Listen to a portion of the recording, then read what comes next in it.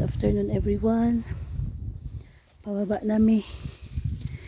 Diri nami sa boulders.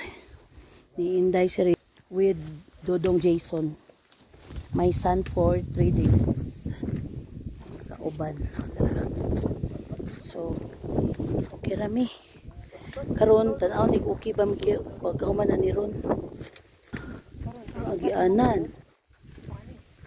Muni siya nga gianan guys, paubos. Wa may nagsugo namo diring tanan. Unya way angalay. Okay, way nagsugo. So look at that, God's creation. Very good. Very wonderful.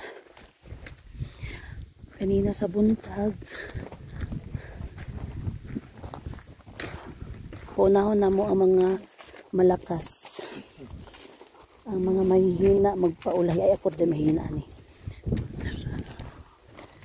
Mga hikers na mga malakas. O mga bongga. Hinahinay lang may pag-uli. Kay alas 6 gyapon may maabot dito. No. Look at that boulders. Di ulan na mi. Hindi mo na ulan fagra mo na siya. Nag-video lang ko. Day, unsay kasulti nimo sa third time nimo pag ani day. Interviewon ta ka. Sulit. Sulit. It's sulit. Nya wala ka nag DIY day no? Yes. So lamig gyud In nagpaluto. God's grace. Masarap balik-balikan ang ako.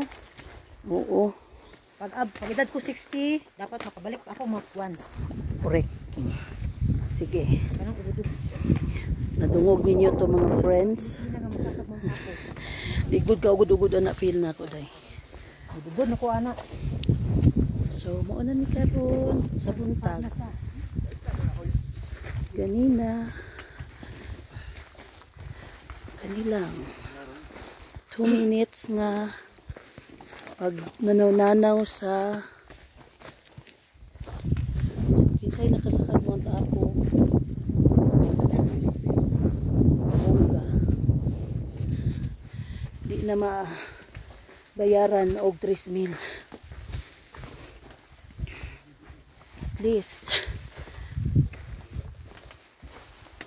lisngag yun ang ilong samot patay mahimo. Pang Mount Apo gini akong ilong nga lisngag. Shout out Jenny. Nagamit na nako imuhang jacket for Mount Apo.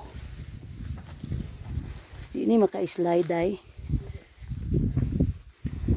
Dari mi kagay ang akong kuan mo na slide. Ini akong giagian oh. Oh, puti. Okay. Ano ko ayo. Napa dito oh.